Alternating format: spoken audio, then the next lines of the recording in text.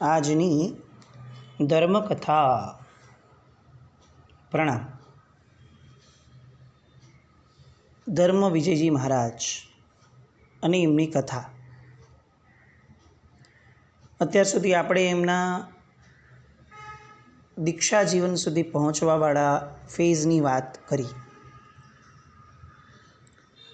એમના જીવનનો આ એક એવો ફેઝ હતો કે જે ફેઝની અંદર એમનું લક્ષ્ય વર્તમાન ઓછું અને ભવિષ્ય વધારે હતું. નાનપણથી પિતાના વિયોગની અંદર જીવ્યા. માતાએ હંમેશા પોતાનું શ્રેષ્ઠતમ આપ્યું. અનુકૂળતાઓ પણ આજુબાજુની ઘણી સારી મળી. પુણ્યયોગ લઈને આવ્યા જ હતા અને એના કારણે શ્રી સંઘ છે, સહવર્તીઓ છે, આ બધા લોકો પાસેથી સારામાં સારો સહયોગ મળ્યો. વિદ્યાભ્યાસ સરસ રહ્યો. એ સમયની પ્રતિષ્ઠિત કહી શકાય એવા સીએન વિદ્યાલય, એની અંદર એમનો અભ્યાસ થયો. નાનપણથી કોઈ પણ ક્ષેત્રની અંદર, વિદ્યાભ્યાસમાં કોઈ પણ ધોરણની અંદર સાહેબ પ્રથમ નંબરે જ રહ્યા. અને આ બધી જ ઘટનાઓના કારણે એક એટીટ્યૂડ, એક એપ્રોચ જે એમનો બન્યો હતો, એ જીવનમાં પોતાનું શ્રેષ્ઠ આપવાનો બન્યો હતો. આપણા લોકોમાં બેસ્ટ આપવાની હંમેશા ઘેલછા રહી છે. કોમ્પિટિટિવ વર્લ્ડમાં છીએ એટલે બાળક પણ કંઈ કરવાનું હોય તો એને એમ કહેવાય કે તું આ બેસ્ટ વસ્તુ કરજે, આ બેસ્ટ વસ્તુ છે એ કરજે તું. અથવા કંઈક લેવાનું ખરીદવાનું હોય તો પણ આપણે કહીએ કે બેસ્ટ વસ્તુ કઈ છે એ લઈએ. એક આખો ભ્રમ ઊભો થયેલો છે. આ જગત રિલેટિવ વર્લ્ડ છે. અહીંયા દરેક વસ્તુ અપેક્ષાએ છે. કોઈ વસ્તુ બેસ્ટ છે તો એ આપણી અપેક્ષાએ છે. કોઈ બીજાની અપેક્ષાએ કદાચ એ નબળી પણ હોય અથવા વર્સ્ટ પણ હોય. જગતની એક પણ વસ્તુ, ઇવન સત્ય પણ અપેક્ષાએ જ છે. તો એવા સમયે આ બેસ્ટવાળી જે ઘેલછા આપણામાં જાગી છે અને એના કારણે બ્રાન્ડ વેલ્યુ વધી છે. એમાંથી વહેલી તકે બહાર આવી આપણું બેસ્ટ, આ ફંડામાં આપણે જવું જોઈએ. મને અત્યારે તાવ છે તો દૂધ ગમે તેટલું બેસ્ટ હોય, ખીર, દૂધપાક ગમે તેટલા બેસ્ટ હોઈ શકે, પણ એ મારી માટે અત્યારે બેસ્ટ નથી. મારી માટે અત્યારે સુદર્શન બેસ્ટ છે. આ અપ્રોચની અંદર ધર્મસુરી મહારાજ સાહેબ, એમનું નાનપણ આ લક્ષ્યથી અને આ વ્યવહારથી સતત આગળ વધ્યું. અને એટલે દીક્ષા લીધી ત્યાર પછી પણ આ અપ્રોચને એમણે સતત અભ્યસ્ત રાખ્યો. જીવનનો એક નવો અધ્યાય શરૂ થયો. મેજિસ્ટ્રેટ પાસેથી તો એ કેસ ઉડી ગયો અને નાનુબેનને જે અભરખો હતો એને સંસારમાં પાછો લાવવાનો, એની ઉપર પૂર્ણ વિરામ મુકાયો. અલબત્ત બધા જ સ્વજનો બહુ સરસ રીતે એક્સેપ્ટ કરી શક્યા એવું ન થયું. કેટલાક સ્વજનોને ખટકો નાનો મોટો રહ્યો પણ ખરો, પરંતુ એનો કોઈ ઈલાજ ન હતો. ક્યારેય પણ આ જગતની અંદર કોઈ વ્યક્તિ દરેકને પ્રસન્ન નથી રાખી શકતી. સ્વયં પરમાત્માએ દીક્ષા લીધી હતી ત્યારે પણ બધાએ જ પ્રસન્નતાથી રજા આપી હશે એવું આપણે ન માની શકીએ. પણ જેના પ્રત્યે આપણી જવાબદારી છે, આપણું કર્તવ્ય છે, એને પ્રસન્ન રાખવાનો, એની પ્રસન્નતા જોવાનો આપણો ભાવ, એ આપણો શ્રેષ્ઠ ગણાય. એટલે હવે આ ધર્મ વિજયજી મહારાજ સાહેબે જે ભૂતકાળ હતો એ ભૂતકાળને સંપૂર્ણપણે ભૂત ગણી અને છોડી આગળ વધવાનો નિર્ધાર કર્યો. અત્યાર સુધીનું જે બાહ્ય અસ્તિત્વ પણ હતું એમાં પણ હવે બહુ ફરક આવ્યો. કપડાં બદલાયા, વાળની પેટર્ન બદલાઈ, હવે લોચ થવાની વાત આવી. શરીર પ્રત્યેનો અપ્રોચ બદલાયો. હવે મેલ પણ આવે તો પણ હાથ લગાડવા જેટલી પણ જહેમત ઉઠાવવાની નહીં, એ અવસ્થામાં એ આવ્યા. અભ્યંતર પરિવર્તન પણ આવ્યું. પહેલાં એમને કોઈ પણ નિર્ણય કરવાનો હતો તો માતાને પૂછવું પડે, આજુબાજુવાળાઓને પૂછવું પડે. વિદ્યાલયમાં હતા તો વિદ્યાલયના રૂલ્સ પ્રમાણે ચાલવું પડે. હવે ગુરુકુલવાસમાં આવ્યા એટલે હવે ગુરુ ભગવંત જે કે એ કરવું, એ જ ભાવની અંદર પોતાના મનને વાળવા માટે તત્પર બન્યા. સાચા શિષ્યની આ સૌથી મોટી ખૂબી છે. એને શ્રેષ્ઠ નથી કરવું, એને પોતાના ગુરુ જે અનુશાસનમાં રાખવા ઈચ્છે છે પોતાને, એ અનુશાસન પ્રમાણે રહેવું છે. આ અનુશાસન એ જ સૌથી મહત્ત્વની બાબત છે, ડિસિપ્લિન. કોઈ પણ પરમાત્મા ધર્મની સ્થાપના નથી કરતા, એ શાસનની સ્થાપના કરે છે. શાસન એટલે વ્યવસ્થા, વ્યવસ્થા એટલે ડિસિપ્લિનરી તંત્ર, સ્ટ્રક્ચર. ધર્મ એ એની એક અંતરંગ નાનકડી બાબત છે કે જે આપણને એક સરસ વ્યવહાર, વિચાર, વાણી, વર્તન આ બધા માટેના વાડ બાંધીને આપે છે. પરંતુ અલ્ટિમેટ તો શાસન છે. આપણે વ્યવસ્થા તંત્રમાં પ્રભુએ જે વ્યવસ્થા બતાવી છે, પૂર્વાચાર્યોએ જે વ્યવસ્થા બતાવી છે, એ વ્યવસ્થા તંત્રમાં આપણે પોતાની જાતને ઓગાળી દઈએ સંપૂર્ણપણે, એ શાસન. મને ગમ્યું અને મેં આ પરોપકારનું કાર્ય કર્યું, મેં આ જીવદયા ગણી, મને લાગી છે કે આ જીવદયા છે અને હું એને શાસન સેવા ગણું. મને એવું લાગ્યું કે આ શાસન પ્રભાવના છે અને હું એની અંદર તત્પર બની અને શાસનની સેવા કરવાનો ભાવ રાખું, એ ન ચાલે. અહીંયા આણાએ ધમ્મો છે. પ્રભુએ જે આજ્ઞા કરી એ આજ્ઞા પ્રમાણેનું તંત્ર, એમાં જીવતા ફાવે તો બહુ આનંદનો વિષય છે. ન ફાવતું હોય તો એ જે પણ ક્રિયાઓ થાય છે, એટલીસ્ટ એ શાસનની સેવા છે એવો ભ્રમ તો ન રખાય. સ્વચ્છંદ બહુ મહત્ત્વનો શબ્દ આપણે ત્યાં છે. શિષ્યત્વ એ છે જે સ્વચ્છંદનો સંપૂર્ણતયા ત્યાગ કરે છે. ધર્મ વિજયજી મહારાજ આ સ્તરના સમર્પિત શિષ્ય બનીને રહ્યા અને એમાં પણ મોહન વિજયજી મહારાજ સાહેબની એમના પ્રત્યેની ગજબનાક અપેક્ષાઓ અને એક ટકોરાબંધ શિષ્ય તૈયાર કરવાની એમની નેમ અને એમનું સક્ષમતા, એ તો જાણે આમ પણ અનડાઉટેડ હતી અને એ સક્ષમતા હવે ધીરે ધીરે શરૂ થઈ. બહુ ક્રમબદ્ધ રીતે એમણે આગળ વધાર્યા. એમના મુનિ જીવનની શરૂઆતમાં ક્રિયાયોગને સખત પ્રાધાન્ય આપવામાં આવ્યું. એટલો બધો ક્રિયામાર્ગનો પક્ષપાત ઊભો કરાવવામાં આવ્યો કે ઉભયટંક પ્રતિક્રમણ અપ્રમત્તપણે જ કરવાનું, મુપતિનું પડીલેણ બોલ સહિત જ કરવાનું, વાંદણા વગેરેના આવર્ત સંપૂર્ણપણે જે અવસ્થા જે મુદ્રાથી કીધા છે એ મુદ્રાથી જ કરવાના, જૈનાપૂર્વક વસ્ત્રાદિકનું પડીલેણ કરવાનું, એક પણ પ્રવૃત્તિ જૈના વગરની ન હોવી જોઈએ, મુપત્તિનો ઉપયોગ, ઇરિયા સમિતિનો ઉપયોગ, ભાષા સમિતિનો ઉપયોગ, આ બધી ક્રિયાઓની જે વાડ છે એ વાડને સંપૂર્ણપણે શરૂઆતના દિવસોની અંદરમાં એટલી અભ્યસ્ત કરાવવામાં આવી કે ધર્મવિજયજી મહારાજ સાહેબના જીવનની અંદર ક્રિયાયોગ અતિ પ્રબળ બન્યો. અને ધર્મનું સૌથી પ્રથમ પગથિયું જ ક્રિયાયોગ છે. કારણ કે અક્રિય થવા માટે પણ સૌથી પહેલાં શુભ ક્રિયામાં તો જોડાવવું જ પડે ને.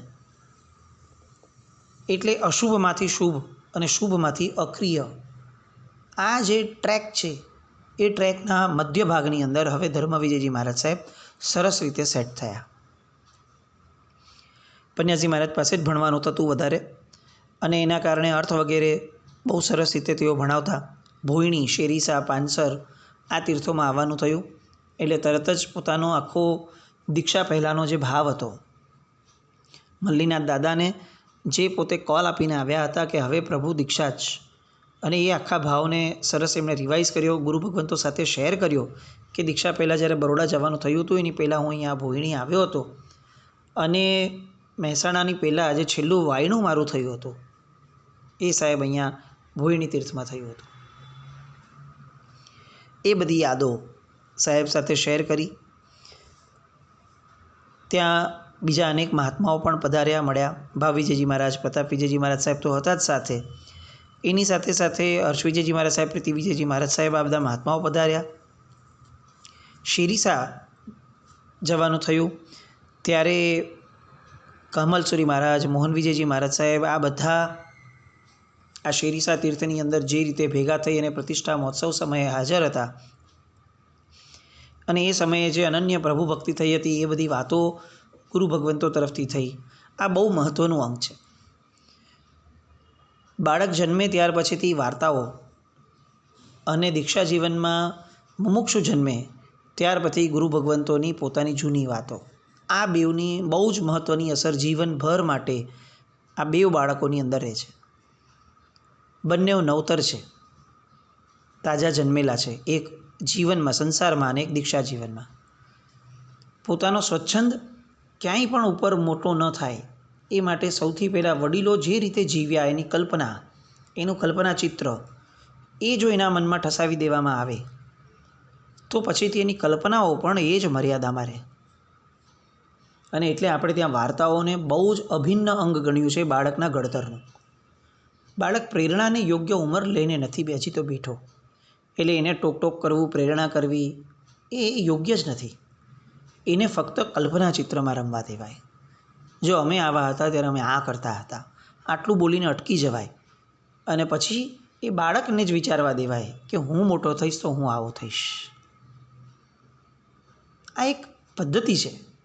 દરેક જગ્યાએ પ્રેરણાઓ લાંબી લચક જ હોય અથવા દોષ દેખાડીને જ હોય એ યોગ્ય નથી.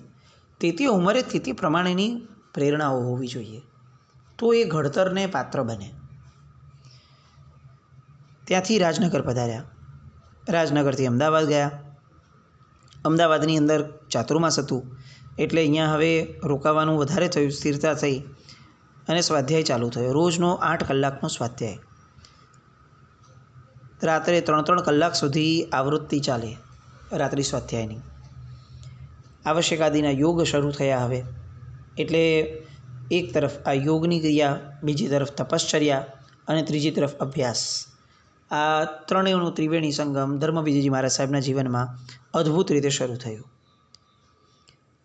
ત્યાં ગુરુ મહારાજ તરફથી એમને એક ઇન્સ્ટ્રક્શન આવ્યું, એક ઈચ્છા વ્યક્ત થઈ કે મારી ઈચ્છા છે કે હવે તમારે પક્કી સૂત્ર પાકું કરવાનું જ છે 350 ગાથા પ્રમાણ. તો તમે થોડોક અભ્યાસની અંદર વધારે રસ દાખવી, તમારી મેઘાશક્તિ જોરદાર છે, તો મારી ઈચ્છા છે કે આ 2 દિવસમાં પક્કી સૂત્ર કરી લેજો. ધર્મવિજયજી મહારાજ સાહેબ માટે આ કદાચ બહુ મોટી ઘટના ગણાય. 2 દિવસમાં 350 ગાથા આલાવા સાથેની. પણ વિકલ્પ નથી કે હું કેવી રીતે કરીશ, કારણ કે એમણે એકચ્યુઅલી કરવાનું જ ન હતું. એ જાણતા અને અનુભવતા હતા કે બધો ગુરુકૃપાનો યોગ છે. સ્વબળે કરવા જેવી વાતો એ તો સદાય નિષ્ફળ જ જવાની. એટલે તાત્કાલિક તહત્તી થઈ. અને મજાની વાત એ થઈ કે જે દિવસે પક્કી સૂત્ર શરૂ કર્યું એના બીજા દિવસે બપોરે 350 ગાથા કડકડાટ મોઢે એક સાથે આખા પક્કી સૂત્રની અપાઈ ગઈ. આપણે ઘણી બધી વાર ચોમાસી પ્રતિક્રમણ છે કે પક્કી પ્રતિક્રમણ છે, આ પક્કી સૂત્ર સાંભળવાનું આવે ને અને એમાંય મહાત્માઓની પ્રેરણા થાય અથવા આપણને બહુમાન ભાવ થાય એટલે આપણે ઊભા સાંભળવાનો આગ્રહ રાખીએ કે આવું સરસ મજાનું શ્રમણ ધર્મના આલોચન રૂપ, શ્રમણ ધર્મના ગુણની સંસ્થાઓના રૂપ આવું સૂત્ર, એને તો ઊભા બહુમાનપૂર્વક સાંભળીએ તો આપણા ચારિત્ર મોહનીય ખપી જાય. એટલે આવો ભાવ પ્રગટે અથવા આવો ભાવ ગુરુ ભગવાનની પ્રેરણા દ્વારા પ્રગટાવવામાં આવે તો પણ એ 10-15 મિનિટ જેટલો સમય પણ ઊભા રહેવામાં સ્થિરતા અથવા પ્રસન્નતા આપણી જળવાતી નથી. આપણે કલ્પના કરીએ કે 350 ગાથા સાંભળવામાં પણ હવે આ ક્યારે પૂરું થશે આવો ભાવ જો આપણને જન્મી જતો હોય તો 350 ગાથા કરવાવાળાને એ સમયે પોતાના મનને કેટલું વ્યવસ્થિત અભ્યસ્ત રાખવું પડ્યું હશે. કારણ કે મન તો એનું જ છે, જગત એનું જ છે. જે આપણને આવી શકે ભાવ એમને પણ આવી શકે, પરંતુ પોતાના મનને કેટલું જબરદસ્ત નિયંત્રણમાં રાખ્યું હશે. અને એ નિયંત્રણ એક આટલી નાની ઉંમરમાં જો આવે તો એ કેટલું અદ્ભુત ગણાય. 1.5 દિવસની અંદર 350 ગાથા પ્રમાણ પક્કી સૂત્ર કડકડાટ મોઢે પોતાના ગુરુ ભગવંતને આપી દીધું. એટલા માટે નહીં કે કોઈ રેકોર્ડ બનાવવો છે, એટલા માટે કે ગુરુ ભગવંતે મને આ કરવા જણાવેલું. It is just a duty. શિષ્ય એ જ છે કે જે પોતાના અસ્તિત્વને સંપૂર્ણપણે ઓગાળી દે છે. અને જ્યાં અસ્તિત્વ જ નથી તો પછી એ અસ્તિત્વ દ્વારા થયેલી ક્રિયાઓના ગુણગાન, ક્રિયાઓનું પોપ્યુલારિટી, એ રેકોર્ડ, આ બધું તો ક્યાંથી આવશે? અધ્યાત્મ એ જીવની પોતાની અસ્તિત્વની ધારાને ઓગાળવાની દિશા છે. વ્યવહાર ધર્મની અંદર કદાચ એમ કહી શકાય કે મેં તપ કર્યા, દેવગુરુ ધર્મપસાએ કર્યા, પણ મેં કર્યા. અધ્યાત્મ 100% એમ કે તપ થયું. કર્તૃત્વ કેવી રીતે આવે? અને કર્તૃત્વ આવે તો એ ધર્મ કેવો? અને અહીંયા ધર્મ વિજયજી મહારાજ સાહેબના જીવનની અંદર લેશ માત્ર કર્તૃત્વનો ભાવ નહીં. 1.5 દિવસમાં 350 ગાથાના પ્રમાણે એવું સૂત્ર આપ્યા પછી પણ સાવ સામાન્ય ઘટના હોય એ રીતે બધાએ બિહેવ કર્યું, ઇવન ગુરુ ભગવંતે પણ. કારણ કે ક્યાંય એવું જતાવવામાં નથી આવતું કે આ બહુ વધારે પડતું તમારામાં બુદ્ધિશાળી એવું કૃત્ય થયું છે. નહીં, આપણે સામાન્ય રહેવું.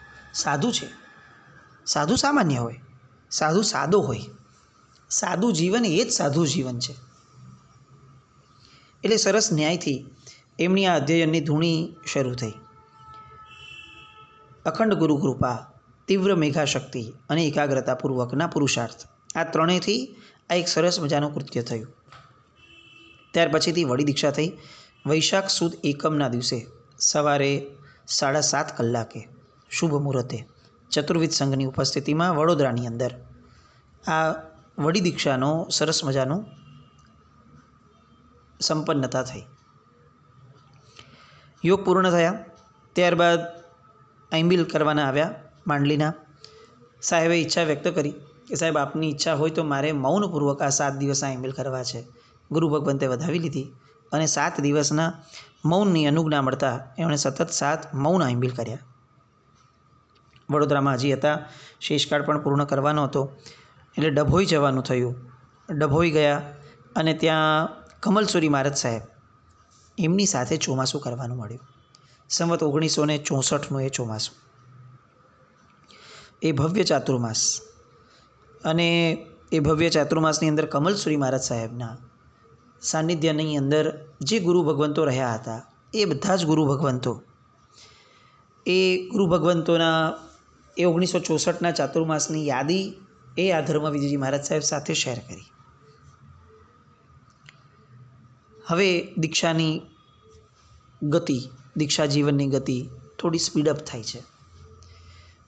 ક્રિયાયોગ એકદમ પ્રબળ સેવાઈ ગયો એવી ગુરુ ભગવંતને અનુભૂતિ થતાં હવે આ ક્રિયાયોગ જ્ઞાન વગરનો શુષ્ક ન રહેવો જોઈએ એ ધારામાં આગળ વધાયો. એટલે હવે ક્રિયાયોગને જ્ઞાન યોગથી સંપૂર્ણપણે પરિકર્મિત કરવા માટેના પ્રયત્નો શરૂ થયા. આપણે જ્યારે કોઈની નિશ્રામાં હોઈએ ને તો આપણે શું કરવું એની ચિંતા ન રહે, એ તો એક આનંદ છે જ, પણ આપણે હવે જે કરીએ એ બહુ સિસ્ટમેટિક કરીએ એ બહુ મોટો લાભ આપણને મળે. મોહન વિજયજી મહારાજ સાહેબે જ્ઞાન ક્રિયા બેવના સથવારે આ ધર્મ વિજયજીનું જીવન થવું જોઈએ. પણ પેલું જ્ઞાન એકદમનું જ્ઞાન ન અપાય, કારણ કે જો એકલા જ્ઞાનમાં પડશે તો ક્રિયાનો મહાવરો નહીં આવે. એટલે પહેલાં ક્રિયાનો મહાવરો, પણ ફક્ત ક્રિયાના મહાવરામાં દિવસો મહિનાઓ બહુ ન જવા જોઈએ, નહીં તો ખાલી ક્રિયાથી અભ્યસ્ત થઈ જશે. એ વિચારે હવે એમણે એ ક્રિયાઓને જ્ઞાન સાથે ભેળવવાની, એ ક્રિયાઓનું જ્ઞાન એની હારે એડ થાય એવા પ્રયાસો શરૂ થયા. અને આ જ્ઞાન ક્રિયાનો યોગ સાહેબ પોતે એમણે આપતા ગયા. દરેક ક્રિયાની અંદરમાં જે જ્ઞાન છે, જેનું લક્ષ્ય છે, જે એનો ઊંડાણ છે, જેની માટે એ કરવાનું છે, એ બધી ક્રિયાઓ, અને એ બધી ક્રિયાઓના એક એક પકડીને જ્ઞાન ઊભા કરવાનું સત્કાર્ય અહીંયાથી થવાનું શરૂ થયું. કોઠીપોળની અંદર ચાતુર્માસ થયું. ઠાઠમાટ અને ઉલ્લાસથી એ ચાતુર્માસનો પ્રવેશ થયો. વડોદરાના ગાયકવાડ જેમનું સ્ટેટ છે એ ગાયકવાડી રાજ્યના નામદાર મહારાજા શ્રીમંત સરકાર સયાજીરાવ ગાયકવાડ એ પોતે પણ સાહેબના પ્રવેશની અંદર મોહન વિજયજી મહારાજ સાહેબનું અસ્તિત્વ એ સમયે અતિશય વિરાટ હતું. અતિશય વિરાટ. કોઈ પણ માણસ અંજાઈ જાય એવી ગજબનાક પ્રતિભાના સ્વામી હતા. આપણે આગળ જોશું મોહન વિજયજી મહારાજ સાહેબના અનેકવિધ આયામો એમના જીવનના, કે જે આયામો થકી આપણને ખબર પડે કે મોહન વિજયજી મહારાજ સાહેબ આવા તો પ્રતાપ વિજયજી મહારાજ સાહેબ આવા, અને પ્રતાપ વિજયજી મહારાજ સાહેબ આવા તો ધર્મ વિજયજી મહારાજ સાહેબ આવા. આવી સરસ મજાની ગુરુ પરંપરા અને ગુરુ નિષ્ઠામાં હજી કઈ રીતે વિકાસ પામે છે ધર્મ વિજયજી મહારાજ સાહેબ, એ બધી વાતો આવતીકાલે નિહાળીએ. આવતીકાલે સાંભળીએ. જીના આજ્ઞા વિરુદ્ધ કંઈ પણ બોલાવ્યું તો મિચ્છામિ દુક્કડમ. જૈનમ જયતિ શાસનમ.